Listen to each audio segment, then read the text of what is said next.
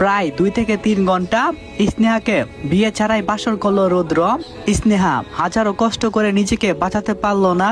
একটা ছেলের শক্তির সাথে কখনো একটা মেয়ে পেরে উঠবে না। একটা সময় খুব বেশি ভালোবাসতো রুদ্র স্নেহাকে, কিন্তু কোনোদিন বোঝার চেষ্টা করেনি রুদ্রের ভালোবাসা।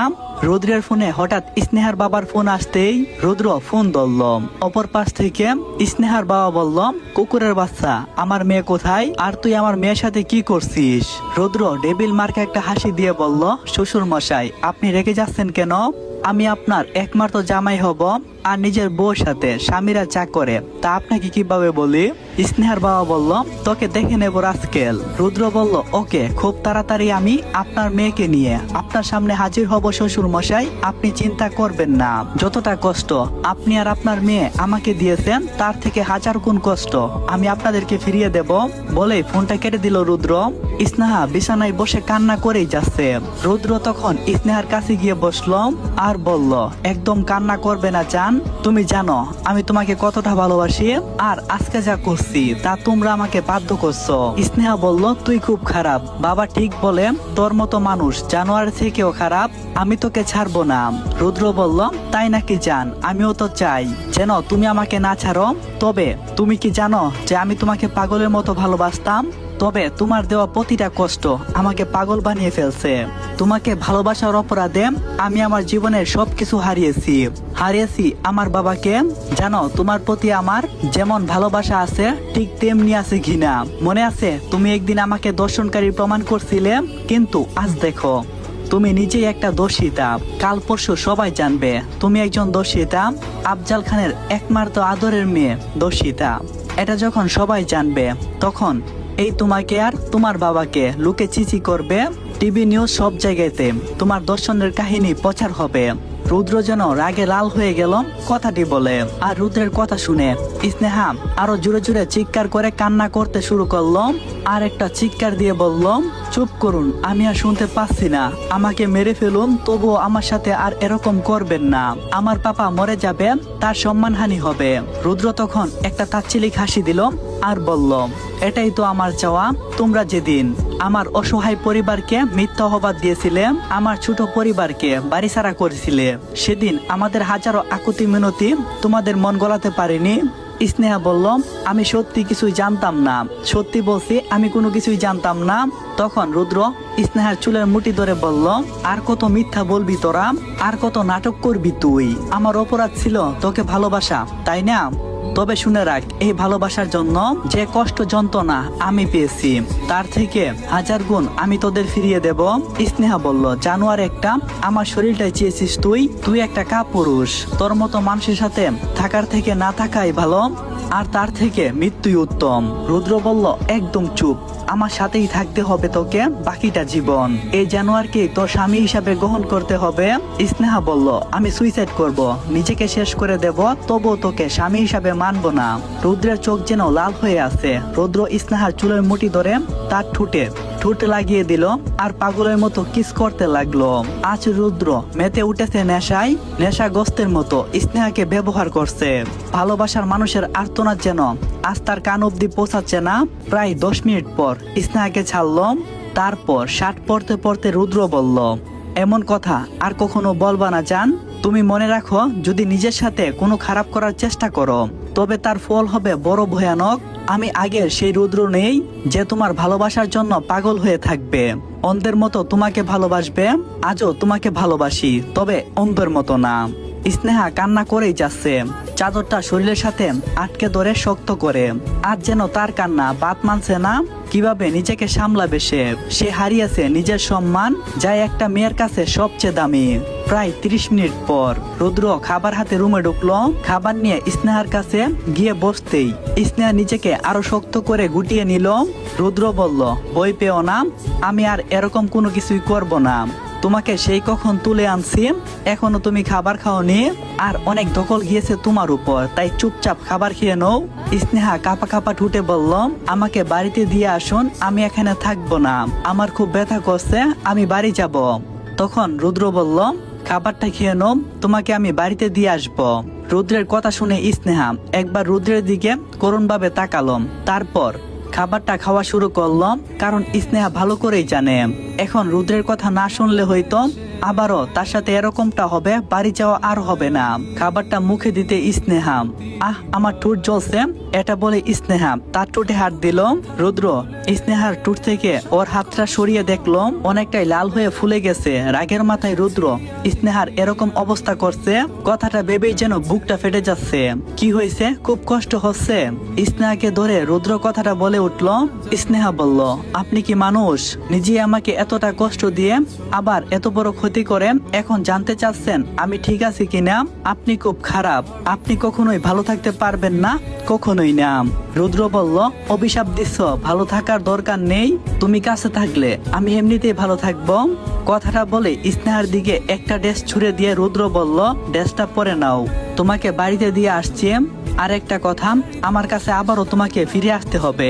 কথাটা বলে রুদ্র রুম থেকে বের হলো। আসসালামু আলাইকুম। সবার সাপোর্ট পেলে গল্পটা খুব সুন্দর করে আমি উপস্থাপন করব। সো ভালো থাকবেন। প্রথম পার্টটা এখানে সমাপ্ত করলাম রুদ্রের ভালোবাসা গল্পের। রুদ্র রুম থেকে বের হতে যেতেই স্নেহা ড্রেসটা পরে নিল। সারা শরীর যেন ব্যথার কারণে সে হাঁটতেই পারছে না, অনেক কষ্ট হচ্ছে স্নেহার। শরীর যেন আর চলছে না। রুম থেকে কোনো রকম বের হয়ে আশেপাশে তাকালো স্নেহা। একটু সামনে এগোতেই ডাইনিং রুমে বসে আছে রুদ্র, তবে সে আগের রুদ্র না। মায়া ভরা চেহারায় যেন রুদ্র নেই, চেহারার মাঝে ফুটে আছে এক ধরনের হিংস্রতা। রুদ্রের দিকে তাকিয়ে কথাগুলো ভাবছে স্নেহা। ঠিক তখন রুদ্র বলল, কি হলো, ওইখানে দাঁড়িয়ে আছো কেন? রুদ্রের কথায় গোর কাটলো স্নেহার। ধীরে পায়ে রুদ্রের সামনে এগোচ্ছে স্নেহা, কিন্তু না, স্নেহা তার শরীরের সাথে আর পেরে উঠছে না। কান্না করে দিয়ে নিচে বসে পড়লো স্নেহা। কাঁদতে কাঁদতে বলল রুদ্রকে স্নেহা, আমি হাঁটতে পারছি না, আমার শরীর যেন ব্যথা করছে। স্নেহার অবস্থা দেখে রুদ্রের খুব কষ্ট হচ্ছে, মনে হচ্ছে বুকের ভিতরে যেন কেউ আঘাত করলো ধারালো ছুরি দিয়ে। রুদ্র স্নেহার দিকে কিছুক্ষণ থাকিয়ে কি একটা ভেবে যেন স্নেহাকে কুলে তুলে নিল। ব্যাপারটা অতি দ্রুত হওয়ায় স্নেহা কোনো কিছুই বুঝে উঠতে পারলো না। রুদ্র বলল, তুমি আমাকে কষ্ট দিয়েছো, তো কি হয়েছে? আমি তো তোমাকে ভালোবাসছিলাম, তাই না? কিভাবে তোমার কষ্ট দাঁড়িয়ে থেকে আমি দেখি। স্নেহা রুদ্রর দিকে এক পলকে তাকিয়ে আছে। রুদ্রর দিকে গভীরভাবে তাকিয়ে স্নেহা বলতে শুরু করলো, ভালোবাসা মানে বুঝি কারোর শরীর তার ইচ্ছার বিরুদ্ধে নিজের করে নেওয়া? এটা তো ভালোবাসা না, এটা হচ্ছে চাহিদা। সম্মান বিশ্বাস ছাড়া কখনো ভালোবাসা হতে পারে না। আপনার চাহিদাকে ভালোবাসার নামে পবিত্র নামটা দিয়ে ভালোবাসাকে অপমান করিয়েন না। স্নেহার কথায় রুদ্রের অনেকটাই রাগ উঠে গেছে। রুদ্র কিছু একটা ভেবে কিছুই বলল না। স্নেহাকে কুলে নিয়েই হন হন করে বের হয়ে গেল। স্নেহাকে গাড়িতে বসিয়ে নিচে গাড়িতে বসে গাড়ি স্টার্ট করলো। গাড়ি চলছে তার আপন গতিতে। গাড়িতে বসে জানালা ভেদ করে আসা বাতাস স্নেহার অনেক ভালো লাগে। যখন অনেক বৃষ্টি হয় তখন স্নেহা গাড়ির কাজ খোলা রাখতো। ড্রাইভার অনেকবার বন্ধ করতে চাইলে স্নেহা বাধা দিত।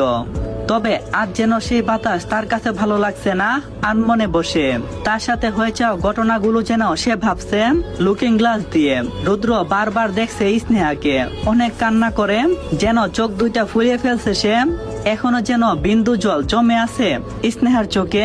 1 ঘন্টা পর স্নেহা তার বাড়িতে পৌঁছালো। দরজা খুললো স্নেহার মা। স্নেহার মা বলল, কি রে মা, তুই ঠিক আছিস? তোর কিছু হয়নি তো? আর তোর এই অবস্থা কেন? স্নেহা তার মায়ের দিকে একবার করুণ ভাবে তাকালো, তারপর তার মাকে জড়িয়ে ধরেই কেঁদে দিল। রুদ্র স্নেহাকে তার বাসায় পৌঁছিয়ে দিয়ে গাড়ি নিয়ে ব্রেক করছে। আজ রুদ্রের বুকেও যে তীব্র ব্যথা অনুভব করছে। স্নেহাকে সে ভালোবেসেছিল, তার শরীরটাকে নয়। কিন্তু আজ সে স্নেহাকে না পেলেও তার শরীরটা পেয়েছে। তার হয়তো আজকে অনেক খুশি হওয়ার কথা, তবে সে পারছে না খুশি হতে। বাড়িতে ফিরতেই রুদ্র কাউকে ফোন করলো। ওই পাশ থেকে ফোন রিসিভ করলো। রুদ্র বলল, হ্যালো আশিস। ওই পাশ থেকে বলল, হ্যাঁ স্যার বলুন। রুদ্র বলল, তোকে যে কাজটা করতে বলছি কাল যেন সেই কাজটা হয়ে যায়। লোকটি বলল, স্যার অলমোস্ট ডান, সব ব্যবস্থা হয়ে গিয়েছে, শুধু কাল সকালের অপেক্ষা। রুদ্র বলল, গুড জব আশিস। বলে রুদ্র ফোন রেখে সুপার সাথে হেলান দিয়ে একটা ডেবিল মার্কা হাসি দিল। আর ওই দিকে স্নেহা তার মাকে জড়িয়ে ধরে যেন কেঁদেই যাচ্ছে। স্নেহাকে খুঁজে বের করার জন্য স্নেহার বাবা তার ক্লোজ ফ্রেন্ড এসিপি কে মানে এসিপি আজিজের সাহায্য নিতে গিয়েছিল। বাড়ি ফিরতে অনেক রাত হয়েছে। এসে জানতে জানতে পারে রুদ্র এসেছিল স্নেহাকে দিয়ে গেছে। আদরের মেয়ে কান্না যেন স্নেহার বাবা আর নিতে পারছে না, তাই সে রুদ্রকে ফোন দিল। রুদ্র ফোন ধরতেই স্নেহার বাবা বলল কুকুরের বাচ্চা, তুই আমার মেয়ের এত বড় ক্ষতি করলি, তোকে আমি ছাড়বো না। রুদ্র বলল, হ্যাঁ শ্বশুর মশাই, আমি জানি আপনি আপনার মেয়ের জামাইকে ছাড়বেন না, আদর করে জামাই আদর খাওয়াবেন। স্নেহার বাবা বলল, রাস্কেল, আই কিল ইউ, সাহস যদি থাকে আমার সামনে এসে কথা বল। রুদ্র বলল, শ্বশুর মশাই, আমি আপনার সামনে আসব, আপনি নিজেই আমাকে আসতে বললেন, আর আপনার ডাক পেলেই তো আমি আসব। বলে হাসতে হাসতে ফোন কেটে দিল রুদ্র। ফোন কেটে নিজেই নিজেকে বলতে লাগলো রুদ্র, আপনারা বাবা মেয়ে এতদিন হাসছেন, এখন থেকে রুদ্রের সময়, এখন থেকে রুদ্র হাসবে আর আপনারা কান্না করবেন পরের দিন। পেপারে হাত দিতেই যেন দুনিয়া উলটপালট হয়ে যাচ্ছে। আফজাল খানের সাথে সাথেই মোবাইলটা বেজে উঠল। আফজাল সাহেব, এসব কি শুনছি? নিউজে কি দেখাচ্ছে? যা শুনছি তা কি সত্যি? কাল কি তাহলে বন্ধুর কথা শেষ হয়ে যাবে? তার আগে ফোন কেটে দিল আফজাল খান। বাহিরে চিল্লাপাল্লা শোনা যাচ্ছে। দারোয়ান দৌড়ে এলো। স্যার, বাহিরে সাংবাদিকরা ভিড় করছে, আপনার সাথে দেখা করতে চাই। আটকানোর চেষ্টা করছি কিন্তু কেউ কথা শুনছে না। সারা রাত কান্নাকাটি করায় ভোরের দিকে চোখ লেগে এসেছিল স্নেহার। সকালের দিকে চিল্লাপাল্লাতে ঘুম ভেঙে যায় স্নেহার। ব্যাপারটা দেখতে স্নেহা নিচে নামে। দারোয়ান সাংবাদিকদের আটকে রাখার ক্ষমতা যেন হারিয়ে ফেলছে। এক প্রকার জোর করেই সাংবাদিকরা বাড়িতে প্রবেশ করলো আর এসে বলতে লাগলো, স্যার, আপনার সাথে একটু কথা বলতে চাই। আজ খবরের কাগজে আর টিভি চ্যানেলগুলোতে দেখানো যাচ্ছে আপনার মেয়েকে কাল নিয়ে কেউ নাকি দর্শন করছে, আর তাকে কি খুঁজে পাওয়া গেছে নাকি যায় নাই? কথাটা কতটুকু সত্য আমরা জানতে চাই। উত্তরে আফজাল স্যার কি বলবে ভেবেই পাচ্ছে না। আফজাল খান কিছু বলার আগেই সাংবাদিকরা দৌড়ে স্নেহার কাছে যায় আর বলে, ম্যাম, আপনিও দেখছি এখানে আছেন। ম্যাম, আমাদের বলুন প্লিজ, কি হয়েছে? কাল আপনার সাথে কে কিডন্যাপ করছিল আপনাকে? আপনার বাবা একজন শিল্পপতি, তার অনেক শত্রু আছে, কে হতে পারে? আপনার ধারণা কি? আচ্ছা ম্যাম, আপনাকে কতজন মিলে দর্শন করছিল? আপনি কি তাদেরকে চিনতে পারবেন? স্নেহা যেন কথাগুলো আর নিতে পারছে না। সে আর কোনো কথার উত্তর না দিয়ে দৌড়ে রুমের ভিতরে চলে গেল।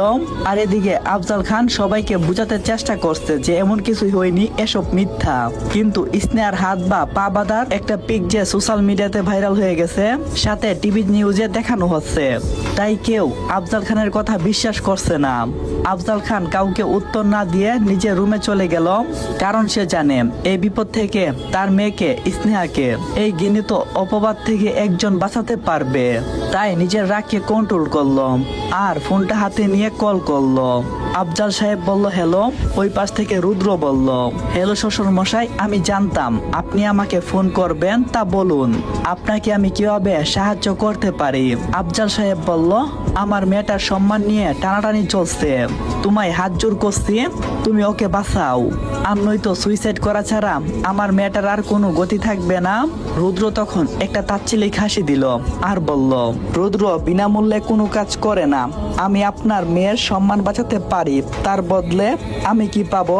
আফজাল সাহেব বলল, তুমি যা চাইবে তাই। রুদ্র বলল, আচ্ছা, একটা কথা যেন মনে থাকে, যেন কথা নড়চড় না হই, আমি আসছি। বলেই রুদ্র ফোনটা কেটে দিল। সাংবাদিকরা সবাই এখনো ভিড় করে আছে। সবার সামনে একটা কালো গাড়ি এসে দাঁড়াতেই সবার নজর গেল কালো গাড়ির দিকে। গাড়ি থেকে রুদ্র নেমে সবাইকে বলা শুরু করলো, আপনারা এখানে কি করছেন? তখন ওরা বলল, স্যার, আসলে নিউজে। তখন রুদ্র উত্তরে রেগে বলল, হ্যাঁ, আমি নিউজটা দেখছি, কিন্তু সত্যিটা না জেনে একজনকে এভাবে হেনস্থা করা আপনাদের উচিত হয় না। আপনারা যে অপরাধ করছেন আপনারা কি জানেন না? ওরা বলল, মানে? রুদ্র বলল, মানে হলো নিউজে আপনারা আত্মারা একটা খবর শুনে বিশ্বাস করছেন আফজাল খানের মেয়েকে কিডন্যাপ করা হয়েছিল, কিন্তু তাকে আধা ঘন্টার মধ্যেই খুঁজে বের করছিল ডিসিপি। তখন তারা বলল, কিন্তু স্যার, আমাদের কাছে খবর আছে তার মেয়েকে কাল 12টা অবধি খুঁজছে পুলিশ। রুদ্র বলল, হ্যাঁ, তা ঠিক, আসলে আমার সাথেই ছিল, আর আমরা ফোন নেট কালেকশন পাচ্ছিলাম না, তাই কাউকে জানাতে পারিনি। তখন ওরা বলল, কিন্তু একটা মেয়ে এত রাত অবধি আপনার সাথে কেন, কি করছিল? রুদ্র এবার রেগে কটমট করতে করতে বলল, কারণ সে আমার বিয়ে করা বউ, কিছুদিনের মধ্যেই আমরা পার্টি দিয়ে সবাইকে জানাইতাম, কিন্তু আমার শ্বশুরের ব্যস্ততার কারণে পার্টিটা দিতে দেরি হচ্ছে। আর আপনারা তো জানেন যে এদেশের সফল ব্যবসায়ীদের পিছনে শত্রু থাকে, তাই আপনাদের বলছি পুরোটা না জেনে কাউকে এভাবে হেনস্থা করবেন না। সাংবাদিকরা আফজাল খানকে প্রশ্ন করলো, এটা কি সত্যি? মেয়ের সম্মান বাঁচাতে আফজাল খান উত্তর দিল, এসব সত্যি। আর রুদ্রই তার মেয়ের জামাই। একে একে সবাই ক্ষমা চেয়ে চলে গেল। ভিতর থেকে স্নেহার মায়ের চিৎকার বেশি আসছে। স্নেহার বাবা আর রুদ্র দুইজনে দৌড়ে গেল আর সেখানে গিয়ে জানতে পারলো সেই কখন দরজা আটকিয়ে বসে আছে স্নেহা, খোলার কোনো নামগন্ধ নেই। আর তাদের প্রশ্ন হচ্ছে, ও কি উল্টা পাল্টা কোনো কিছু করলো? স্নেহার মা রুদ্রকে সবকিছুই বলল। স্নেহার মায়ের কথা শুনে রুদ্র দরজা ধাক্কাতে ধাক্কাতে এক সময় দরজাটাই ভেঙে ফেললো। তারপর যা দেখলো তা দেখার জন্য কেউ প্রস্তুত ছিল না। রুদ্রের কথা শুনে আফজাল খানের মুখ দিয়ে একেবারে কথা বের হচ্ছে না, কিছু বলার উপায় নেই। কারণ এখন যদি বেশি বাড়াবাড়ি করে রুদ্র, তাহলে যে সব উলটপালট করে দেবে আফজাল খান তা ভালো করেই বুঝতে পারছে। কারণ রুদ্রের রাগের প্রতি তার যে অগাধ বিশ্বাস।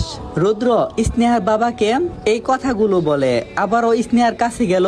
স্নেহা তখনও তার বাবাকে বাচ্চার মতো আগলে ধরে আছে। রুদ্র স্নেহাকে বলল, এই যে তুমি অনেক অনেক বড় অন্যায় করছো, এটা করা তোমার ঠিক হয়নি। আমার রাতের ঘুম কাটছো তুমি, কিন্তু কাল আমার মনে হচ্ছিল আমার প্রাণটাই বুঝি বের হয়ে যাবে। সারা রাত তোমার জ্ঞান ফেরার অপেক্ষা করছিলাম। আজ তোমার জ্ঞান ফিরেছে, আমি নতুন করে যেন আবারও প্রাণ ফিরে পেলাম। আর আজকের পর যদি কালকের মতো কিছু করার চেষ্টা করো, তবে তার ফলাফল অনেক খারাপ হবে। আর আমাকে দেখে এত বই পাচ্ছ কেন? বই নেই তোমার, আমি কোনো ক্ষতি করব না, তোমাকে এই বুকে আগলে রাখবো। স্নেহা ভয়ে গুটিসুটি মেরে আছে। রুদ্র কথাগুলো বলা শেষ করে বের হয়ে গেল। রাগে যেন তার মাথা ফেটে যাচ্ছে। হাসপাতাল থেকে বের হয়ে রুদ্র বাড়ির দিকে রওনা দিল। বাসায় পৌঁছিয়েই তার চোখের সামনে, মানে হাতের সামনে যা পাচ্ছে তা সব ভেঙে চুরমার করে দিচ্ছে। মেয়েটাকে ভালোবেসে শুধু কষ্টই পেলাম। কাল সারা রাত কি অবস্থা তা শুধু আমি জানি। আজ সকালে আমাকে দেখেও এমন ভাবে চিৎকার করলো কেন? ও কি বুঝে না আমি ওকে কতটুকু ভালোবাসি? ও কি বুঝে না এই রুদ্রের ভালোবাসা? কথাগুলো বলছে আর সবকিছু ভাঙছে একটা ফুলদানি ভাঙতেই। ফুলদানি থেকে ছিটকে আসা একটা কাচের কোনা রুদ্রের কপালে সামান্য আঘাত আনে, কিন্তু সেদিকে কোনো ভ্রুক্ষেপ নেই রুদ্র। আশিস বলল, স্যার এসব কি করছেন? রুদ্র আশিসকে দেখতে পেয়ে বলতে শুরু করলো, আশিস, মেয়েটা আমার ভালোবাসা বুঝে না এই রুদ্রের ভালোবাসা। আশিস বলল, স্যার আপনি থামুন, ম্যাম একদিন বুঝবে। আর আপনার কপাল কেটে গেছে। আশিস অনেক বুঝিয়েছে। রুদ্রের মাথায় ব্যান্ডেজ লাগিয়ে দিল। সারা রাত একটু ঘুমায়নি, তাই বিছানায় গা হেলিয়ে দিতেই চোখ মুছে এলো। প্রায় 3 ঘন্টা পর রুদ্রের ঘুম ভাঙলো। ঘুম ভাঙতেই তার স্নেহার কথা মনে পড়ল। তাই সে আবারও হাসপাতালের উদ্দেশ্যে বের হয়ে গেল। কিন্তু হাসপাতালে গিয়ে জানতে পারল 1 ঘন্টা আগেই স্নেহাকে ওরা ছেড়ে দিয়েছে। তাই রুদ্র আবার স্নেহাদের বাড়ির দিকে রওনা দিল। এমন কেন করলে মামুনি? তোমার কিছু হলে তোমার পাপা কতটা কষ্ট পেত তুমি জানো? স্নেহার বাবার কথা শুনে স্নেহা বলল, বাবা আমার জন্য অনেক অসম্মানী হয়েছ তাই না? স্নেহার বাবা বলল, না মা, আমার কিছু হয়নি, শুধু ওই রাস্কেলটার জন্যই সব হয়েছে। আর ওইদিকে দরজায় কেউ কলিং বেল চাপছে। কলিং বেল বাজতেই বুয়া দরজা খুলল।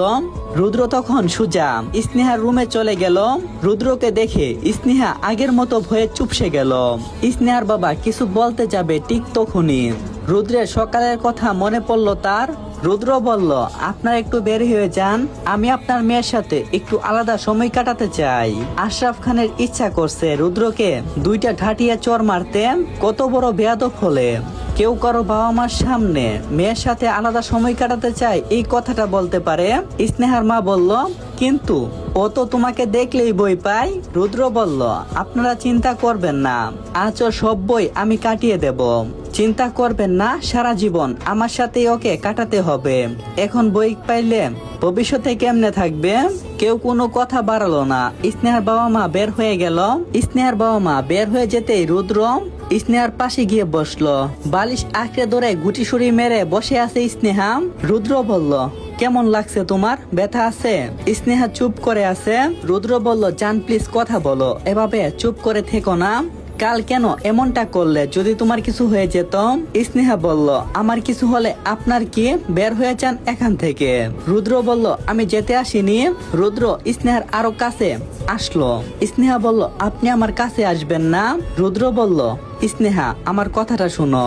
স্নেহা চিৎকার করে বলল, না, আমি আপনার কোনো কথা শুনতে চাই না, বের হয়ে যান। রুদ্র স্নেহাকে অনেকবার বোঝানোর পরও যখন স্নেহা কিছু বুঝতে চাইল না এবং কি রুদ্রের কোনো কথা শুনতে সে প্রস্তুত না, তখন রুদ্র বেশ রেগে গেল। স্নেহার দুই গাল শক্ত করে ধরে জোরে জোরে ঝাঁকুনি দিয়ে বলল, আমাকে দেখে এমন করছো কেন তুমি? ভালো ব্যবহার করছি, ভালো লাগছে না? তুমি কি জানো বাকিটা জীবন তোমার এই আমার সাথেই থাকতে হবে? তুমি না চাইলেও হবে। স্নেহা বলল, আমি মরে যাব, তবুও তোর মতো জানোয়ারের সাথে কখনোই থাকবো না। তখন রুদ্র স্নেহাকে একটা কষিয়ে থাপ্পড় মারল। স্নেহা নিচে পড়ে গেল। রাগে যেন রুদ্রের মাথায় আগুন জ্বলছে। রুদ্র স্নেহাকে নিচে থেকে উঠিয়ে বিছানায় বসালো আর বলতে শুরু করলো, এই জানোয়ারের সাথে তোর সারা জীবন থাকতে হবে এবং কি একই রুমে একই বিছানায়। প্রতিটা সময় এই জানোয়ারের সবটুকু জুড়ে থাকবি শুধু তুই। বলেই রুদ্র স্নেহার ঠোঁটে তার ঠোঁট ডুবিয়ে দিল। স্নেহা নিজেকে ছাড়ানোর চেষ্টা করছে কিন্তু পারছে না। প্রায় 5 মিনিট পর স্নেহাকে ছেড়ে রুদ্র বের হয়ে গেল। ডাইনিং রুমে স্নেহার মা, তার সাথে স্নেহার বাবাকে দেখতে পেয়ে রুদ্র বলল, কাল পরশু আমাদের বিয়ের ব্যবস্থা করুন। আপনাদের মেয়ের অনেক তেজ হয়েছে, ওকে আমি এখানে রাখতে চাই না। কথা বলার প্রতি উত্তরে স্নেহার বাবা বলল। রুদ্র বের হয়ে যাওয়ার পরে স্নেহার বাবা সবকিছু উলটপালট করতে লাগলো। রুদ্রের এইমাত্র বলে যাওয়া কথাগুলো কানে বাজছে বারবার। রুদ্র যা বলে গেছে তা সে করবে। নিজের মেয়েকে কিনা এখন তার শত্রুর হাতে তুলে দিতে হবে? এটা কোনোভাবেই হতে পারে না। রাত 11টা। স্নেহার বাবা রুমে পায়চারি করছে আর কিছু একটা নিয়ে গভীর চিন্তা করছে। স্নেহা ঘুমিয়ে আছে। এদিকে রুদ্র বারবার স্নেহার কথা ভাবছে। ওর খুব ইচ্ছা করছে স্নেহাকে দেখতে। রুদ্র বিছানার উপরে শুয়ে শুয়ে অতীতে ডুব দিল। ওই যে ওই সময় করুণ ভাবে স্নেহা কথাটা বলল রুদ্রকে। কথাটা ছিল, রুদ্র ভাইয়া দেখুন না, আমার এই ম্যাথটা কিছুতেই মাথায় মিলছে না। আপনি তো ম্যাথে অনেক ভালো, প্লিজ আমাকে একটু হেল্প করুন। রুদ্র বলল, আসলে স্নেহা আমার আজকে একটু কাজ আছে, পড়াতে যেতে হবে। স্নেহা বলল, না ভাইয়া প্লিজ একটু বুঝিয়ে দেন। রুদ্র জানে স্নেহা তার কথা কিছুতেই শুনবার পাত্রী নই, তাই সাইকেলটা সাইড করে প্রিয়ন্তীর বাসার নিচেই স্নেহাকে ম্যাথ বুঝিয়ে দিল রুদ্র। রুদ্র অনেক সুন্দরভাবে ম্যাথ বুঝিয়ে দিল আর স্নেহা খুব সহজে বুঝে ফেলল। রুদ্র বলল, এবার যাই। স্নেহা বলল, ওকে ভাইয়া, আমার কাছে এখন কিছুই নেই আপনাকে গিফট দেওয়ার মতো। রুদ্র বলল, গিফট কেন? স্নেহা বলল, আমাকে বুঝিয়ে দেওয়ার জন্য। রুদ্র বলল, ও না, এখন কোনো গিফট লাগবে না, সময় হলে আমি চেয়ে নেব। বলেই সাইকেল নিয়ে রুদ্র বের হয়ে গেল। সারাদিন 4টা টিউশনি করে ক্লান্ত রুদ্র বাড়ি ফিরল সন্ধ্যা 6টায়। ছুটির দিনে টিউশনিগুলো দিনের মধ্যেই কমপ্লিট করে তারপর সন্ধ্যার পর বাসায় রেস্ট নেই রুদ্র। পরিবারে বলতে বাবা মা ছোট বোন তিতিরকে নিয়েই তাদের সুখী সংসার। রুদ্রের অভাবে থাকলেও তার কোনো আক্ষেপ ছিল না। সন্ধ্যায় বাড়ি ফিরতেই নিজের কাঁধের ব্যাগটা চেয়ারে রেখে টেবিল থেকে পানির গ্লাসটা নিয়ে 1 গ্লাস পানি খেয়ে নিল রুদ্র। হঠাৎ বইয়ের কোনো এক ভাঁজে একটা কাগজ দেখে রুদ্র হাতে নিল, কাগজটা তুলল। সেখানে লেখা, আজ একটা শুভ দিন, রাতে হবে মেঘ মিলন, আকাশের তারাগুলো বলবে তার কথাগুলো। গুটি গুটি পায়ে দরজা খুলো, শুনতে আমার কথাগুলো। চিঠিটা পড়া শেষ না হতেই অচেনা একটা নাম্বার থেকে মেসেজ আসলো রুদ্রের ফোনে। প্লিজ বাহিরে আসুন, 10 কদম যেখানে শেষ, দেখা হবে অবশেষ। রুদ্র যাওয়ার ইচ্ছা না থাকলেও অনেকটা কৌতূহল নিয়ে দরজাটা খুলল। হাঁটতে হাঁটতে 10 কদম যেতেই পাশ থেকে টুসটাস করে বেলুন ফুটার শব্দ পেল আর সবাই একসাথে বলে উঠল, হ্যাপি বার্থডে ডিয়ার রুদ্রা ভাইয়া, হ্যাপি বার্থডে টু ইউ। আর একটা কেক, অনেকগুলো মোমবাতি সাজিয়ে সাজিয়ে রুদ্রের সামনে হাজির করলো স্নেহা। হ্যাপি বার্থডে রুদ্র ভাইয়া। রুদ্র তাকিয়ে আছে স্নেহার দিকে। স্নেহা আজকে নীল কালারের একটা থ্রি পিস পরছে, সাথে গোল্ডেন ওড়না। চুলগুলো কোনো রকম বেঁধে রাখছে, বেশিরভাগ চুলই এলোমেলো ভাবে ধুলছে। এই বুঝি স্নেহা এই মনে জায়গা করে নিল। রুদ্র গভীর ধ্যানে আটকে আছে। ঠিক তখন ভাইয়া এই যে স্নেহার ডাকে গোর কাটলো রুদ্রের। রুদ্র বলল এসব কি? স্নেহা বলল ভাইয়া আজ আপনার জন্মদিন, আর আপনার মনে নেই? আমরা সবাই জানতাম। আর আজ ছুটির দিন, তাই আপনি তাড়াতাড়ি বাসায় চলে আসছেন। কিন্তু আমাদের সারপ্রাইজটা চাঁদের আলোকে সাথে রেখে করতে চেয়েছি, তাই বিকালে ইচ্ছে করে আপনাকে একটু লেট করিয়েছিলাম। রুদ্র বলল তার মানে এসব তোমাদের প্ল্যান ছিল? তখন কেউ একজন বলল প্ল্যানটা আমাদের না, স্নেহার ছিল। আমরা শুধু সে অনুযায়ী কাজ করতেছিলাম। রুদ্র স্নেহার দিকে তাকাতেই স্নেহা দুষ্ট একটা হাসি দিল। উফ ভাইয়া, টিট লাগবো না, শুধু বিয়ের সময় আমগরে একটু দাওয়াত দিয়েন, সব টিট একেবারে উসুল করমু। স্নেহার দিকে তাকিয়ে আছে রুদ্র আর ভাবছে মেয়েটা কত সুন্দর করে মানুষকে বুঝে। বাবার অহংকারের প্রভাব মেয়ের উপর পড়েনি। ব্যাপারটা রুদ্রের কাছে বেশ কৌতূহল তৈরি করছে। স্নেহা সবাই মিলে মজা করে রুদ্রের জন্মদিন পালন করে। রুদ্রের ভুলে যাওয়া তিনটা মানুষ স্মরণ করিয়ে তুলে। কেক কেটে রুদ্র সবাইকে খাইয়ে দেয়, আর স্নেহাকেও। কিন্তু রুদ্রকে স্নেহা কেক খাওয়ানোর সময় রুদ্র বের হয়ে যাওয়ার পরে স্নেহার বাবা সবকিছু উলটপালট করতে লাগলো। রুদ্রের এইমাত্র বলে যাওয়া কথাগুলো কানে বাজছে বারবার। রুদ্র যা বলে গেছে তা সে করবে। নিজের মেয়েকে কিনা এখন তার শত্রুর হাতে তুলে দিতে হবে? এটা কোনোভাবেই হতে পারে না। রাত 11টা। স্নেহার বাবা রুমে পায়চারি করছে আর কিছু একটা নিয়ে গভীর চিন্তা করছে। স্নেহা ঘুমিয়ে আছে। এদিকে রুদ্র বারবার স্নেহার কথা ভাবছে। ওর খুব ইচ্ছা করছে স্নেহাকে দেখতে। রুদ্র বিছানার উপরে শুয়ে শুয়ে অতীতে ডুব দিল। ওই যে ওই সময় করুণ ভাবে স্নেহা কথাটা বলল রুদ্রকে। কথাটা ছিল রুদ্র ভাইয়া দেখুন না, আমার এই ম্যাথটা কিছুতেই মাথায় মিলছে না। আপনি তো ম্যাথে অনেক ভালো, প্লিজ আমাকে একটু হেল্প করুন। রুদ্র বলল আসলে স্নেহা আমার আজকে একটু কাজ আছে, পড়াতে যেতে হবে। স্নেহা বলল না ভাইয়া প্লিজ একটু বুঝিয়ে দেন। রুদ্র জানে স্নেহা তার কথা কিছুতেই শুনবার পাত্রী নই, তাই সাইকেলটা সাইড করে প্রিয়ন্তীর বাসার নিচেই স্নেহাকে ম্যাথ বুঝিয়ে দিল রুদ্র। রুদ্র অনেক সুন্দরভাবে ম্যাথ বুঝিয়ে দিল, আর স্নেহা খুব সহজে বুঝে ফেলল। রুদ্র বলল এবার যাই। স্নেহা বলল ওকে ভাইয়া, আমার কাছে এখন কিছুই নেই আপনাকে গিফট দেওয়ার মতো। রুদ্র বলল গিফট কেন? স্নেহা বলল আমাকে বুঝিয়ে দেওয়ার জন্য। রুদ্র বলল ও না, এখন কোনো গিফট লাগবে না, সময় হলে আমি চেয়ে নেব। বলেই সাইকেল নিয়ে রুদ্র বের হয়ে গেল। সারাদিন 4টা টিউশনি করে ক্লান্ত রুদ্র বাড়ি ফিরল সন্ধ্যা 6টায়। ছুটির দিনে টিউশনিগুলো দিনের মধ্যেই কমপ্লিট করে। তারপর সন্ধ্যার পর বাসায় রেস্ট নেই রুদ্র। পরিবারে বলতে বাবা মা ছোট বোন তিতিরকে নিয়েই তাদের সুখী সংসার। রুদ্রের অভাবে থাকলেও তার কোনো আক্ষেপ ছিল না। সন্ধ্যায় বাড়ি ফিরতেই নিজের কাঁধের ব্যাগটা চেয়ারে রেখে টেবিল থেকে পানির গ্লাসটা নিয়ে এক গ্লাস পানি খেয়ে নিল রুদ্র। হঠাৎ বইয়ের কোনো এক ভাঁজে একটা কাগজ দেখে রুদ্র হাতে নিল। কাগজটা তুলল, সেখানে লেখা আজ একটা শুভ দিন, রাতে হবে মেঘ মিলন, আকাশের তারাগুলো বলবে তার কথাগুলো। গুটি গুটি পায়ে দরজা খুলো, শুনতে আমার কথাগুলো। চিঠিটা পড়া শেষ না হতেই অচেনা একটা নাম্বার থেকে মেসেজ আসলো রুদ্রের ফোনে।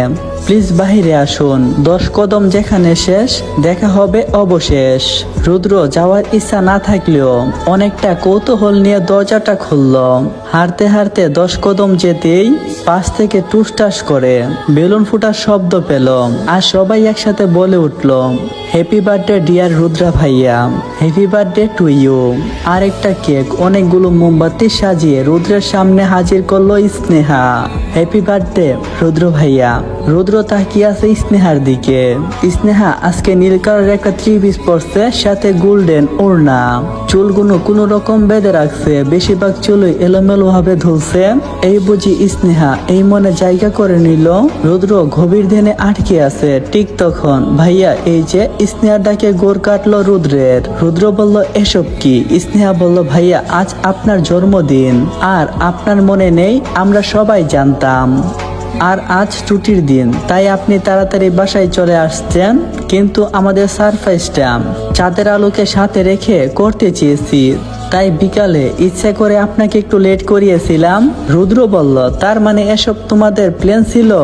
তখন কেউ একজন বলল, প্ল্যানটা আমাদের না, স্নেহার ছিল, আমরা শুধু সে অনুযায়ী কাজ করতেছিলাম। রুদ্র স্নেহার দিকে তাকাতেই স্নেহা দুষ্ট একটা হাসি দিল। উফ ভাইয়া, টিট লাগবো না, শুধু বিয়ের সময় আমগরে একটু দাওয়াত দিয়েন, সব টিট একেবারে উসুল কর্ম। স্নেহার দিকে তাকিয়ে আছে রুদ্র আর ভাবছে, মেয়েটা কত সুন্দর করে মানুষকে বুঝে। বাবার অহংকারের প্রভাব মেয়ের উপর পড়েনি। ব্যাপারটা রুদ্রের কাছে বেশ কৌতূহল তৈরি করছে। স্নেহা সবাই মিলে মজা করে রুদ্রের জন্মদিন পালন করে। রুদ্রের ভুলে যাওয়া তিনটা মানুষ স্মরণ করিয়ে তুলে। কেক কেটে রুদ্র সবাইকে খাইয়ে দেয়, আর স্নেহাকেও। কিন্তু রুদ্রকে স্নেহা কেক খাওয়ানোর সময় স্নেহা রুদ্রকে কেক খাওয়ানোর সময় রুদ্রের পুরো মুখটা যেন কেকে লেপটে দেয় আর একটা দূর দিয়ে বের হয়ে যায়। রুদ্র পিছনে দৌড়ায় স্নেহার। ঠিক তখন আশিসের ডাকে বাস্তবে ফিরে এলো রুদ্র। আশিস বলল, স্যার আপনি জানতে বলেছিলেন রুবি সব নিয়ে এসেছে। রুদ্র বলল, আমার রুমে যেতে বলো। আশিস বলল, আচ্ছা স্যার, বলে আশিস চলে যায়। রুদ্র এবার আনমনে স্নেহার কথা ভাবতে থাকে। খুব ইচ্ছা করছে স্নেহার সাথে কথা বলতে, কিন্তু সে জানে এখন স্নেহাকে ফোন দিলে কোনো কাজ হবে না, স্নেহা তার সাথে কথা বলবে না। পরের দিন সকালে স্নেহার বাবার সাথে বসে স্নেহা নাস্তা করছে। মেয়েকে মাঝে বসিয়ে বাবা মা দুইজন দুই পাশে বসে খাবার খাচ্ছে। হঠাৎ কলিং বেল বাজতেই আলী মিয়া, মানে এই বাসার কাজের লোক, দরজাটা খুলে দিল আর বলল, কে আপনি? ওই পাশ থেকে বলল, স্নেহা ম্যাডামের সাথে দেখা করতে এসেছি। আলী মিয়া বলল, একটু দাঁড়ান, স্যারের কাছে জিজ্ঞাসা করে আসি। এই বলে হাঁটা দিল আলী মিয়া। পিছন থেকে রুবি বলল, বলবেন রুদ্র স্যার পাঠিয়েছে। আলী মিয়া আশরাফ খানকে বলল, স্যার একটা মেয়ে আইছে। কইল রুদ্র স্যার পাঠাইছে। আশরাফ খান কিছুক্ষণ চুপ করে বলল, আসতে বলো। আলী মিয়া আবারও দরজায় গিয়ে মেয়েটিকে ভিতরে আসতে বলল। মেয়েটি ভিতরে ঢুকার সাথে সাথে পিছন থেকে আরো দুইটা লোক অনেকগুলো ব্যাগ হাতে নিয়ে ঢুকলো। আশরাফ খান টেবিল থেকে উঠেই রুবির কাছে আসলো আর বলল, কি ব্যাপার, আর এসব কি? রুবি বলল, স্যার রুদ্র স্যার, এর সাথে কথা বলুন। রুবি ফোন বের করে রুদ্রকে ফোন দিল। রুদ্র ফোন ধরল আর বলল, হ্যালো শ্বশুর আব্বা, আপনি কি ভাবছেন সকাল সকালে এসব কি? এগুলো আপনাদের জন্য না, আমার বউয়ের জন্য ভাবলাম। সব যেহেতু হয়ে গেছে, আপনাদের বাড়িতে বউটাকে ফেলে রাখবো কেন? তাই কালই বউ সাজিয়ে ওকে নিজের বাড়িতে আসতে বলবেন। তাই বউ সাজার জন্য সবকিছু পাঠিয়ে দিলাম, সবই আছে সেখানে, আপনি দেখতে পারেন। আপনার মেয়ের জন্য যা যা চাইছেন, শাড়ি প্লাস দামি দামি গহেনা সব। স্নেহার বাবা ইচ্ছা করছে এখনই রুদ্রকে গুলি করে মারতে, কিন্তু ইচ্ছা সত্ত্বেও কিছু করতে পারবে না সে নিরুপায়। নিজেকে শান্ত রেখে স্নেহার বাবা বলল, মেয়েটাকে একটু সময় দিলে হতো না? মানে এখনই? রুদ্র একটু রাগী ভাব নিয়ে বলল, কিসের সময়? অনেক সময় দেওয়া হয়েছে, আমার তো চাওয়া পাওয়া আছে তাই না? বউ ছাড়া আর কতদিন একা একা থাকবো? রুদ্রের মুখে এসব নির্লজ্জ টাইপের কথাবার্তা আর নিতে পারছেন না আশরাফ খান। রবি স্নেহার রুমে গিয়ে সবকিছু রেখে আসলো, আর এদিকে রুদ্র বিয়ে সবকিছু নিয়ে ব্যস্ত পুরো বাড়িটা সাজাতে। রাত প্রায় 12টা। রুদ্র ক্লান্ত হয়ে গা হিলিয়ে দিয়েছে বিছানায়। কিছু একটা ভাবতে যেন বুকের ভিতরে প্রশান্তি অনুভব হচ্ছে। কাল থেকে তার ঘরে স্নেহ থাকবে, যাকে দেখে তার সব ক্লান্তি দূর হয়ে যাবে। ভাবতে ভাবতে চোখ বুঝলো রুদ্র। স্নেহার বাবা স্নেহাকে সবকিছু বোঝানোর পর স্নেহা কিছুতেই রুদ্রের সাথে যেতে প্রস্তুত না। অনেক কষ্টে সে রাজি হয়েছে, অনেক কান্নাকাটিও করেছে। কান্নাকাটি করতে করতে কোন সময় যে সে ঘুমিয়ে পড়ছে সে জানে না। পরের দিন সকাল সকাল সবাই ব্যস্ত। রুদ্র কিছু মেয়েকে স্নেহার বাড়িতে পাঠিয়ে দিয়েছে, কারণ তার বই ছিল হয়তো স্নেহা পালিয়ে যেতে পারে। স্নেহাকে সেই সকাল থেকেই মেয়েরা ঘিরে ধরে আছে, বিভিন্ন ফেসিয়াল দিচ্ছে বারবার। স্নেহা বিরক্ত হলেও তার নিজের বাবার কথা রাখতে সে সবকিছু মেনে নিচ্ছে। মেয়েরা স্নেহাকে বউ সাজাতে ব্যস্ত ছিল, কিন্তু স্নেহার চোখে পানি যেন বাত মানছে না। স্নেহার বাবা বারবার মেয়েটাকে এসে দেখে যাচ্ছে, সন্তানের কষ্ট যেন তাকে বেদিত করছে। সাজানো শেষ হলেই স্নেহাকে নিয়ে তার বাবা আর মা রওনা হয় কমিউনিটি সেন্টারে, যেখানে রুদ্র তাদেরকে বিয়ের আয়োজন প্লাস সবকিছুর কথা বলেছে। বাবার কোলে মাথা রেখে গাড়িতে বসে আছে স্নেহা। কমিউনিটি সেন্টারের সামনে আসার পর স্নেহাকে গ্রিন রুমে নিয়ে আসলো। গ্রিন রুমে বধূ বেশে বসে আছে স্নেহা। রুদ্র যেমন ভাবে চেয়েছিল ঠিক তেমন ভাবে সাজানো হয়েছে স্নেহাকে। নীল লেহেঙ্গা, গা ভর্তি গহেনা, ঠোঁটে গাঢ় লিপস্টিক, হাত ভর্তি চুড়ি, নিচের দিকে মাথা করে বসে আছে স্নেহা। হঠাৎ কারো উপস্থিতি টের পাচ্ছে, কিন্তু তাতেও সে মাথা তুলছে না, তাকাচ্ছে না সেই মানুষটার দিকে, কারণ সে ভালো করেই জানে রুদ্র এসেছে। রুদ্র পিছন থেকে এসে স্নেহাকে জড়িয়ে ধরল। অন্য সব সময় হলে স্নেহা রুদ্রকে ধাক্কা দিয়ে ফেলে দিত, কিন্তু অনেক অপমান করতেও রুদ্র যে পিছুপা হই না। কিন্তু রুদ্র এটা খেয়াল করলো স্নেহা কেন এরকম হয়ে গেছে, পাথর হয়ে গেছে বুদই। রুদ্র স্নেহাকে উঠিয়ে তার দিকে ফিরালো। মাশাল্লাহ, কি উপরও লাগছে তোমাকে। রুদ্র স্নেহার তুত নিতে ধরে উঁচু করে আবারও বলল, মনে হচ্ছে আমার হুরপুরি। স্নেহা তাও রুদ্রের দিকে তাকাচ্ছে না। আশিস তখন পিছন থেকে বলল, স্যার আপনাকে সবাই খুঁজছে। রুদ্র স্নেহার হাত ধরে সবার সামনে নিয়ে গেল আর সকলের উদ্দেশ্য করে বলতে শুরু করলো, আসসালামু আলাইকুম। আপনারা সবাই এখানে এসেছেন দেখে আমি অনেক খুশি হলাম। আমি আর আমার স্নেহা, মানে আমার ওয়াইফ স্নেহা, একে অপরকে অনেক ভালোবাসি। তাই কিছুদিন আগে কাউকে কোনো কিছু না জানিয়ে কোর্ট ম্যারেজ করে ফেলি। ভাবছিলাম সবাইকে সারপ্রাইজ দেব, কিন্তু আপনারা জানেন বিশেষ শিল্পপতি আশরাফ খানের কত শত্রু। বিভিন্ন টিভি চ্যানেলের মধ্যে অনেক গুজব ছড়িয়েছে, কাগজ কলমে অনেক লেখালেখি হয়েছে। এসবে আপনারা কান না দিলেই ভালো হবে। আর হ্যাঁ, আমরা কাগজ কলমে হাজবেন্ড ওয়াইফ হয়েছি, তাই আজ ধার্মিক ভাবে হব। কাজী সাহেব বিয়ে পড়ানো শুরু করলো। স্নেহা এতক্ষণ রুদ্রের সব কথা শুনছে, পাথরের মতো জমে গিয়েছে স্নেহা। কাজী বিয়ে পড়ানো শুরু করলো। রুদ্র কবুল বলে ফেললো। স্নেহা বলছে না। অবশেষে বাবার মুখের দিকে তাকিয়ে স্নেহা কবুল বলে দিল। সবাই রুদ্র আর স্নেহাকে অভিনন্দন আর দোয়া জানালো। স্নেহার কান্না যেন আজকে আর বাদ মানছে না, তাই স্নেহা এক দৌড়ে গ্রিন রুমে চলে গেল আর রুদ্র অতিথিদের বিদায় দিতে ব্যস্ত। স্নেহা গ্রিন রুমে বসে অচরে কান্না করেই যাচ্ছে। নিজেকে শান্ত করে স্নেহা ভাবলো, একজন দর্শনকারীর সাথে আমি থাকতে পারবো না। বাবার সম্মান সবার সামনে বেঁচে দিয়েছে, এখন চাইছে রুদ্র আমার সম্মানটাও। তাই স্নেহা কান্না মুছে নিজেকে শান্ত করলো আর পালানোর সিদ্ধান্ত নিল। বেশি কিছু না ভেবেই গ্রিন রুমের দরজা খুলে স্নেহা বের হয়ে গেল। বধূ সাজে দৌড়াচ্ছে স্নেহা। কোথায় যাবে সে জানে না, সে শুধু জানে তাকে পালাতে হবে। আর যদি সে নিজেকে মুক্ত করাতে না পারে তাহলে আর কখনো করাতে পারবে না। অনেকক্ষণ দৌড়ানোর পর হাঁপিয়ে গেল স্নেহা। সামনে থেকে একটা গাড়ি দেখে হেল্প বলে চিৎকার করলো স্নেহা। গাড়িটা স্নেহাকে পাশ কাটিয়ে চলে গিয়ে আবারও ফিরে আসে। স্নেহা বলল, প্লিজ আমাকে একটু লিফট দেবেন, আমি অনেক বিপদে পড়েছি। হাঁপাতে হাঁপাতে কথাগুলো বলল স্নেহা। গাড়ির কাছ নামাতেই লোকটার মুখ দেখে স্নেহা যেন হতভম্ব হয়ে গেল, কারণ গাড়িতে যে মানুষটা বসে আছে সেই মুখটা যে তার খুব চেনা, কারণ তাকে সে কখনো ভুলতে পারবে না। সেই মানুষটা হলো, হ্যাঁ সেই মানুষটা রুদ্র। রুদ্র গাড়ি থেকে নামতে স্নেহা আরো জোরে দৌড় লাগালো, কিন্তু পারলো না। রুদ্র তার হাত ধরে ফেললো আর রুদ্র স্নেহাকে জোর করে কুলে তুলে গাড়িতে বসিয়ে দিল।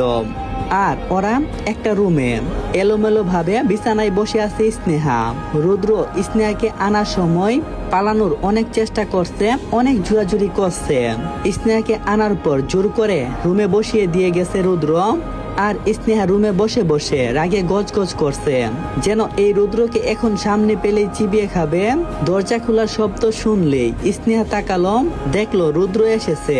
আজ ব্লু কালারের ব্লেজার পরছিল আর হোয়াইট কালারের শার্ট পরেছিল। ব্লেজারটা খুলে ফেলেছে, এখন শুধু হোয়াইট কালারের শার্টটা পরা। রুদ্র রুমে ঢুকেই স্নেহার কাছে গেল, বিছানার উপরে বসে পড়ল আর কিছু একটা ভেবে স্নেহার কোলে মাথা রেখে দু হাত দু পা দুদিকে দিয়ে স্নেহাকে চেপে ধরল। স্নেহা বলল, ছাড়ুন আমাকে। রুদ্র মাথা উঠিয়ে জিজ্ঞাসা করল, কেন ছাড়ব? স্নেহা বলল, কারণ আপনার ছোঁয়াতে আমার ঘৃণা লাগে। রুদ্র বলল, আজ যা করছো তারপর তোমাকে কিছু বলিনি, কারণ আজ আমাদের বিয়ের দিন আর আজ আমাদের বাসর রাত। তাই অন্য সব দিন হলে এই অপরাধের শাস্তি অনেক ভয়ঙ্কর হতো। স্নেহা বলল, কিসের বিয়ে? আমি এই বিয়ে মানি না। আর বাসর যা করার তো অনেক আগে নিয়ে নিয়েছেন, আপনার সব চাহিদা মিটিয়ে নিয়েছেন। রুদ্র বলল, প্লিজ চুপ করো, আমার এখন তোমার সাথে খারাপ কিছু করার ইচ্ছা নাই। স্নেহা বলল, আর কি খারাপ করবেন আপনি? রুদ্র বলল, একদম চুপ স্নেহা, আমার মাথা গরম কইরো না, খুব খারাপ হবে। রুদ্রকে নিজের সব শক্তি দিয়ে ধাক্কা দিল স্নেহা আর বলল, আসবেন না আমার কাছে, আপনার প্রতিটা ছোঁয়া আমার ঘৃণার। রুদ্র বলল, কি বললি? রুদ্রের মাথায় যেন রক্ত উঠে যাচ্ছে। স্নেহার কথা শুনে রুদ্র স্নেহাকে এক টান দিয়ে নিজের কাছে নিয়ে আসলো। স্নেহাকে বিছানায় ফেলে এলোপেতারি কিস করতে থাকলো তার শরীরে। স্নেহা ছোটার হাজারো চেষ্টা করছে, ছাড়ুন আমাকে, ছাড়ুন। রুদ্র তার মাথা অনেক ঠান্ডা রাখার চেষ্টা করছিল কিন্তু আর পারছে না, তাই স্নেহার উপর দিয়ে সব রাগ ঠান্ডা করল। ইতিহাস রাত প্রায় 12টা। স্নেহা বসে বসে কাঁদছে, কাঁদতে কাঁদতে হেক্সি উঠিয়ে ফেলছে রুদ্র। অনেকবার স্নেহাকে থামার জন্য বলছে কিন্তু স্নেহা থামছে না, কান্না করেই যাচ্ছে। আর রুদ্র ব্যান্ডেজ করছে স্নেহার হাতে, অনেক জোরাজুরিতে হাতে চাপ লেগে কাটা জায়গা থেকে যে আবারও রক্ত বের হচ্ছে। জোরাজুরি করার সময় রুদ্র তা খেয়াল করেনি, কিন্তু পরে তা খেয়াল করছে, তাই আগের মতো ব্যান্ডেজ খুলে সবকিছু নতুন করে লাগিয়ে দিচ্ছে। আর স্নেহা বসে বসে কান্না করছে। ব্যান্ডেজ করা শেষ, রুদ্র বের হয়ে চলে গেল।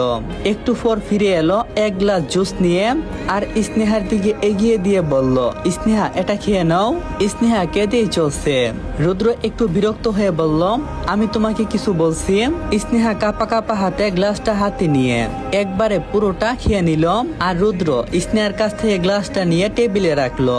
স্নেহার কাছে গিয়ে রুদ্র বলতে লাগলো, স্নেহা কেন আমাকে বারবার রাগিয়ে দাও? আমি তো চাই না আমার ভালোবাসার মানুষটার উপরে রাগ করে থাকতে, তাকে আঘাত করতে। তুমি আমাকে বারবার বাধ্য করো কেন? স্নেহা গুটিসুটি হয়ে বসে আছে, আর কোনো কথা বলছে না সে। যেমন করে সেদিন হাসপাতালে বসেছিল, বারবার শরীরে থাকা চাদরটা আগলে ধরছে। রুদ্র বলল, স্নেহা আমাকে দেখে ভয় পাচ্ছ কেন? তুমি তো জানো যে আমরা এখন হাজবেন্ড ওয়াইফ, আর একটা মেয়ে বিয়ের পর সবকিছুই তো তার স্বামীর, আর সব চিন্তা ভাবনা তার স্বামীকে ঘিরেই থাকে। স্নেহা গুটিসুটি হয়ে বসে আছে, তার ঠোঁটগুলো যেন কাঁপছে। রুদ্র আর কোনো কিছু না বলে বারান্দায় চলে গেল, কারণ সে জানে স্নেহাকে যত বুঝাবে সে অতই কান্না করবে। রুদ্র বারান্দায় দাঁড়িয়ে আছে আর আগের দিনগুলোর কথা ভাবছে, আবারও ডুব দিল সেই পুরনো অতীতে। স্নেহা ওই সময় বলেছিল, ভাইয়া আমাকে সাইকেল চালানো শিখাবেন প্লিজ। রুদ্র বলল, কিন্তু আমার তো একটু। স্নেহা বলল, বুঝেছি, এখন আপনি বলবেন যে আপনার জরুরি কাজ আছে। তা আমি জানি প্রতিদিন সেই একই জরুরি কাজ। আচ্ছা ভাইয়া, আমার থেকেও কি আপনার ওই কাজটাই বেশি? রুদ্র বলল, শুনো। তখন স্নেহা বলল, কোনো কথা শুনছি না, আজ আমি আর কোনো কথা শুনবো না, চলুন আমাকে সাইকেল শেখাবেন। কথাটা বলেই রুদ্রর সাইকেলটা বের করলো আর সাইকেলে চেপে বসলো। রুদ্র তাকে সাইড থেকে চালানো শিখাচ্ছে, কিন্তু স্নেহা কিছুতেই পারছে না। সাইকেল চালাতে চালাতে রুদ্র একটু ছেড়ে দিতেই টপাস করে পড়ে গেল স্নেহা। রুদ্র বলল, তুমি ঠিক আছো? স্নেহা বলল, না ভাইয়া, পায়ে ব্যথা পেয়েছি।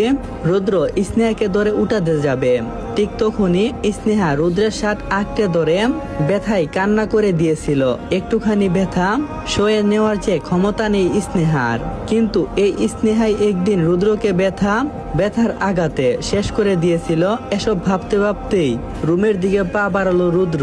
রুমে গিয়ে দেখলো স্নেহা বিছানার উপরও নেই। দরজা খোলা অবস্থা পেয়ে পিছনে তাকাতেই দেখলো স্নেহা বাথরুম থেকে বের হচ্ছে। শরীরটা দুর্বল বোঝা যাচ্ছে, ঠিক মতো হাঁটতেই পারছে না।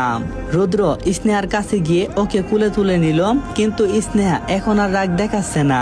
রুদ্র স্নেহাকে বিছানার উপর শুইয়ে দিয়ে চাদর টেনে দিল। সকালে ঘুম ভাগলো পাখির কিচির মিচিরে। স্নেহা চোখ মেলতেই নিজেকে রুদ্রের বুকে আবিষ্কার করলো। সে নিজে থেকে আসেনি, তা সে নিজে জানে না। তার মানে রুদ্র নিজেই কি তাকে কাছে এনেছে? রুদ্রের দিকে কিছুক্ষণ তাকিয়ে রইল স্নেহা। এ কি সেই রুদ ভাইয়া যাকে সে চিনত না? ও সেই রুদ ভাই না? যদি সেই রুদ্র ভাই হইতো তাহলে আমার কান্না দেখলে তার বুক ফেটে যেত। মিষ্টি ভাষায় যে ছেলেটা সব সময় কথা বলতো, আজকে সেই ছেলেটা বড্ড অচেনা। রুদ্রের দিকে গভীরভাবে কিছুক্ষণ তাকিয়ে থাকার পর নিজেকে সামনে নিল স্নেহা। তারপর বিছানা থেকে উঠেই ওয়াশরুমে চলে গেল। আর বেশ তাড়াতাড়ি উঠে পড়েছে স্নেহা। অনেকদিন পর সকালে এত তাড়াতাড়ি উঠলো সে। ব্যালকনিতে দাঁড়িয়ে চোখ বুজে ভাবতে থাকে তার সাথে ঘটে যাওয়া ঘটনাগুলো। হয়তো গল্পটা অন্যরকম হতে পারত, কিন্তু সবকিছু কেমন জানে অগুছালো হয়ে গেল। পুরনো অনেক কথা ভাবছে স্নেহা। অগুছালো হয়ে গেল পুরনো অনেক কথা। চোখ দিয়ে টুপটাপ করে পানি পড়ছে। হঠাৎ কোমরে কারো হাতের ছোঁয়া পেল স্নেহা। স্নেহার গায়ে নখ ঘষতে ঘষতে বলল রুদ্র, এত সকালে উঠছ যে? রুদ্র বলল, কি?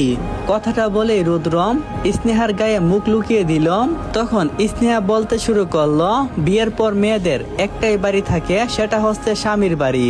আর তখন মেয়েরা বাবার বাড়িতে অতিথি হয়ে যায়। রুদ্র বলল, উনি ঠিক বলেছে।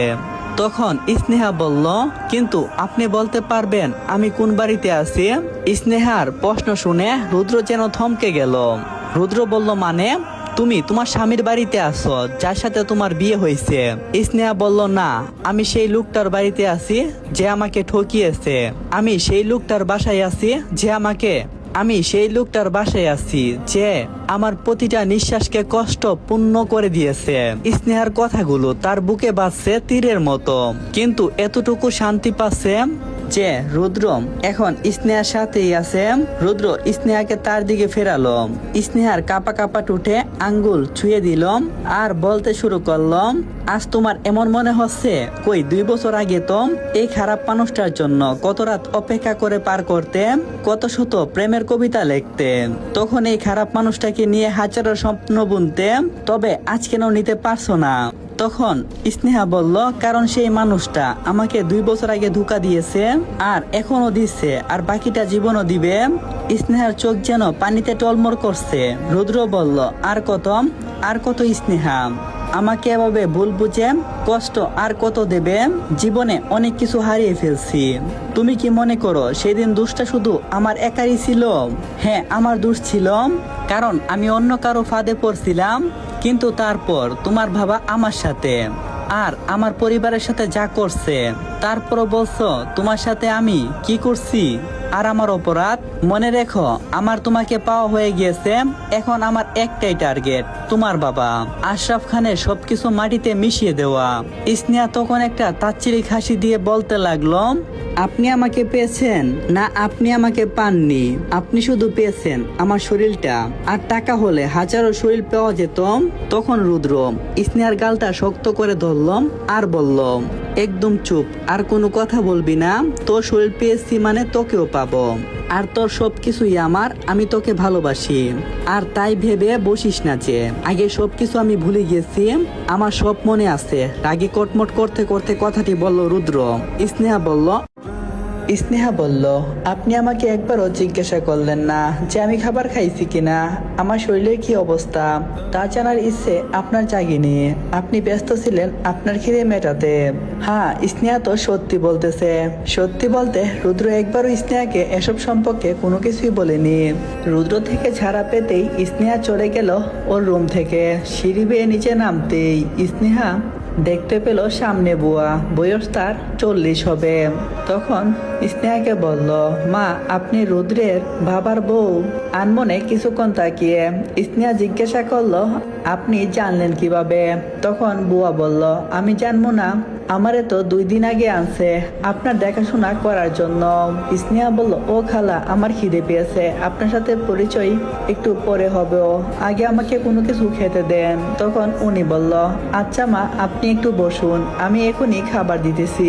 তখন স্নেহা বলল, খালা মা বলে যখন ডেকেছেন আমাকে তুমি করেই ডাকবেন, আপনি আমার থেকে অনেক বড়। স্নেহার কথা শুনে খালার মুখে যেন খুশির ঝলক। স্নেহা বসে আছে টেবিলের উপরে, হুট করে পাশে এসে বসলো রুদ্র। আসসালামু আলাইকুম। বয়সগুলো অন্যরকম হতে পারে, কারণ একটা অসুবিধার মধ্যে পরে বলে দিতেছি। সবাই এবার গল্পটা এনজয় করো। আর একটা কথা, অবশ্যই ভিডিওতে 3টা কপি লিঙ্ক কইরা দিও। স্নেহার কথা শুনে খালার মুখে তো খুশির ঝলক। স্নেহা বসে আছে খাবার টেবিলে, হুট করে পাশে এসে বসলো রুদ্র। খালা খাবারগুলো এক এক করে আনছে। প্লেট উল্টাতে উল্টাতে বলল রুদ্র, রেডি হয়ে নাও, বের হব। স্নেহা বলল, কোথায়? রুদ্র বলল, যা বলছি তা করো। স্নেহা আর কোনো কথা বাড়ালো না, সে জানে তার কথার কোনো মূল্য দেবে না রুদ্র, তাই চুপচাপ খাবার খেয়ে নিল স্নেহা। স্নেহা রেডি হয়ে নিচে নামতেই রুদ্র রেগে বলল, এটা কি পরছো তুমি? নিজের দিকে একবার তাকিয়ে স্নেহা উত্তর দিল, 3 পিস পরেছি। রুদ্র বলল, হ্যাঁ তা তো আমিও দেখছি, কিন্তু 3 পিস কেন? নতুন বউরা শাড়ি পরে, যাও শাড়ি পরে আসো। তখন স্নেহা বলল, না আমি পারবো না শাড়ি পরতে। রুদ্র রেগে বলল, তুমি যাবে কিনা? রুদ্রের রাগ স্নেহা জানা আছে, তাই সে চুপচাপ ভিতরে চলে গেল। লাল একটা শাড়ি পরেই বের হলো। স্নেহা শাড়ি পরে বের হতেই রুদ্র যেন হা হয়ে তাকিয়ে আছে। স্নেহা একটা লাল টকটকে শাড়ি পরছে। স্নেহা লাল শাড়ি পরে বের হয়েছে, চুল খোলা, কিন্তু খোলা চুলগুলোকেই স্নেহা এলোমেলো করে বাঁধার চেষ্টা করছে। রুদ্র স্নেহার দিকে তাকিয়ে আছে। রুদ্র বলল, চুলগুলো খোলাতেই অনেক ভালো লাগছে তোমাকে, বাঁধছো কেন তুমি? রুদ্রের কথায় স্নেহা রুদ্রের দিকে তাকালো। একবার তাকিয়ে আবারও চুল বাঁধতে ব্যস্ত স্নেহা। স্নেহার এরকম কাণ্ডে রুদ্রে যেন অনেকটাই রাগ উঠে গেল। তখন রুদ্র বলল, আমার কথা শুনছো না নাকি না শোনার ভান ধরছ? রাগে গদগদ হয়ে রুদ্র বলল, আমি বলছি না যে তুমি চুল বাঁধবা না। তখন স্নেহা চুলের উপর থেকে তার হাতটা নামিয়ে নিল।